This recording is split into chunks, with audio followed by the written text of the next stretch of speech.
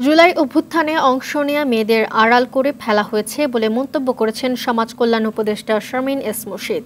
বলেন, আন্দোলনে ছেলেদের পাশাপাশি মেয়েদেরও সাহসী ভূমিকা ছিল, কিন্তু এখন কোনো কিছুতেই তাদের সম্পৃক্ততা দেখা যাচ্ছে না। শনিবার বিকেলে ষষ্ঠ জাতীয় ভাস্কর্য প্রদর্শনীর উদ্বোধনী অনুষ্ঠানে তিনি এসব কথা বলেন।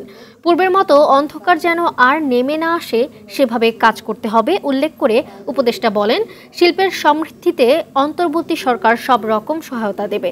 মাসব্যাপী আয়োজনে 159 জন শিল্পীর 200টি ভাস্কর্য প্রদর্শনীতে স্থান পেয়েছে। বাছাইকৃত 13 জন প্রতিযোগীকে সম্মাননা প্রদান করা হয়।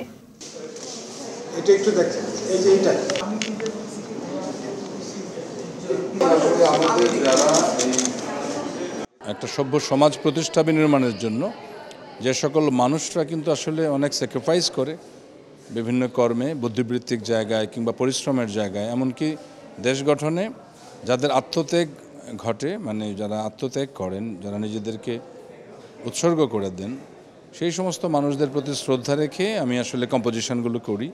এবং এবারের যে প্রদর্শনী যে পুরস্কার পেয়েছি, তো সেরকমই একটি কনসেপ্ট নিয়ে আমার ভাস্কর্য নির্মাণ করা আর কি। যখন কমিটি তৈরি করার কথা হলো, যখন বক্তৃতা দেওয়ার পালা হলো, যখন সকলে স্টেজে মঞ্চে দাঁড়িয়ে অনেক বড় বড় কথা বলা শুরু করলো, মেয়েগুলো কিন্তু সেখানে ছিল না।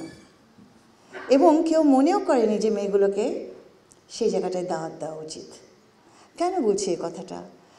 এই কারণে যে আমরা শুধু সচেতন থাকবো সেটা নয়, তবে আমাদের সাইকিতে, আমাদের পুরুষতান্ত্রিক সাইকিতে, মেল ভাবনায় মেয়েরা, women are just not there.